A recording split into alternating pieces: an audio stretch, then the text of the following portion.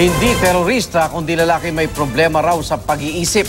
Ay sa PNP ang umatake sa Resorts World, Manila. May hawak pa silang person of interest kaugnay sa insidenteng kinasawi ng 38 kabilang na ang gunman. Posible na maharap sa parusa ang security agency ng Resorts World at saksi sina Von Aquino at Maki Pulido.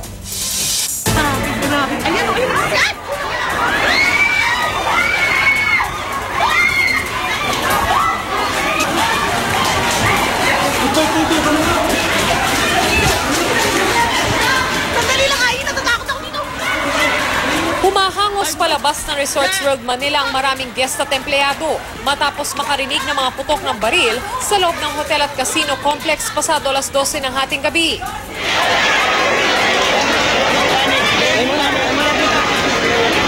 Sabi ng ilang empleyado na naunang nakalabas, isang armadong lalaki ang nagpaputok ng baril. Sa second floor po kasi may nakapasok na isang armadong lalaki na nakabonet ng itim. Tapos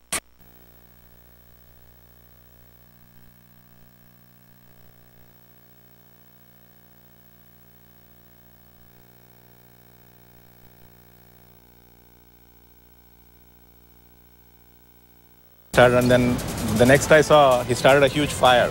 Okay. And then we just started running. He's covering his face with a bonnet, colored gray. He's tall. He looks like a soldier. I think he has pinaghandaan niya siguro yun. He was discriminately firing upwards but he wasn't shooting anyone Dinig ang mga pagsabog sa kalapit ng mga kondo. Oh my God, you guys! I can hear gunshots. Oh my God. Good. Right behind Resorts World. And you can see the smoke and there's gunshots. Sa loob ng Resorts World, dumabot na ang makapal na usok sa hallway at courtyard.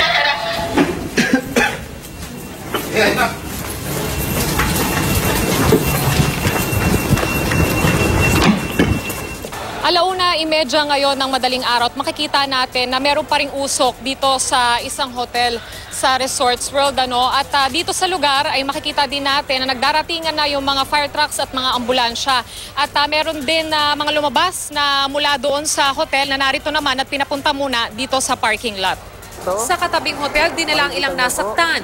Kabilang ang isang Koreanong puro uling na ang mukha dahil sa nalanghap na usok. May ilang nakastretcher na dinala sa mga ambulansya.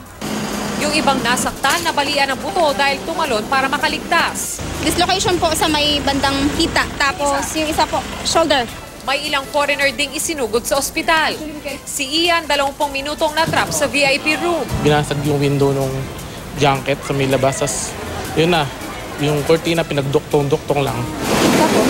Tumalon lang kami sa from second floor to ground floor. Sa CR sa ikalawang palapag ng Resorts World natagpuan ang mga bangkay.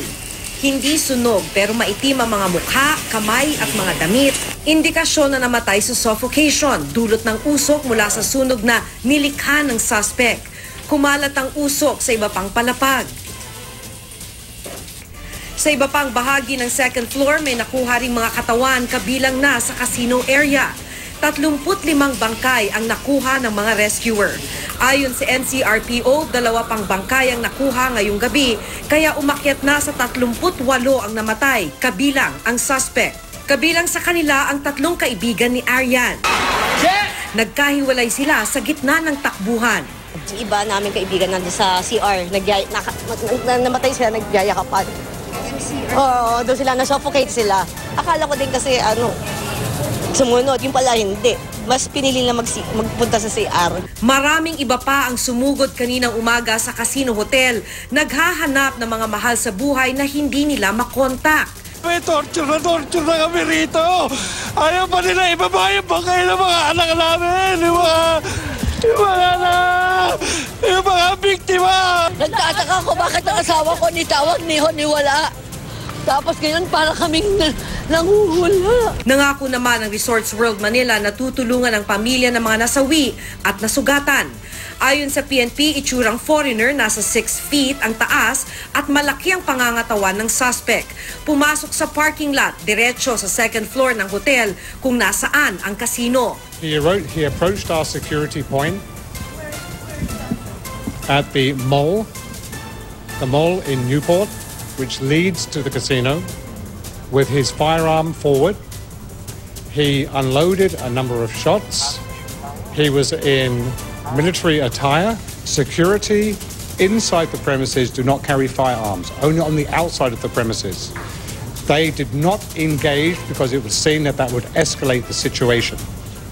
Unfortunately, the situation did escalate. Imbes na tao, mga pinto at TV raw ang pinagbabaril. Meron po ako nakitang dalawa. Naka-ano sila? Naka-pure black and then naka-cover.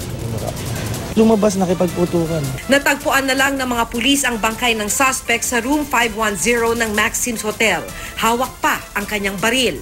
Nagsunog siya sa sarili niya doon sa loob ng hotel, room 510 ng hotel. So patay na siya. Ayon sa SPD, may pagkakahawig ang features, physical build, height, suot na damit at combat boots ng bangkay sa nakitang suot ng suspect nung buhay pa.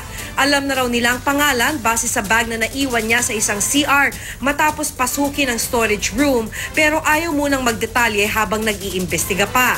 Nakuha sa bag ng suspect ang ilang dokumento at mga casino chips na may halagang 113 million pesos. Ang nangyari, tinawag ng ilan na terrorist attack, kabilang na si US President Donald Trump.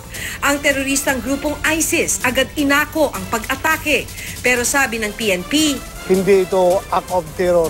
Kung terorista siya, kung ISIS man siya, dapat namaril na siya doon, di ba? The motive is, yun nga, it's a robbery.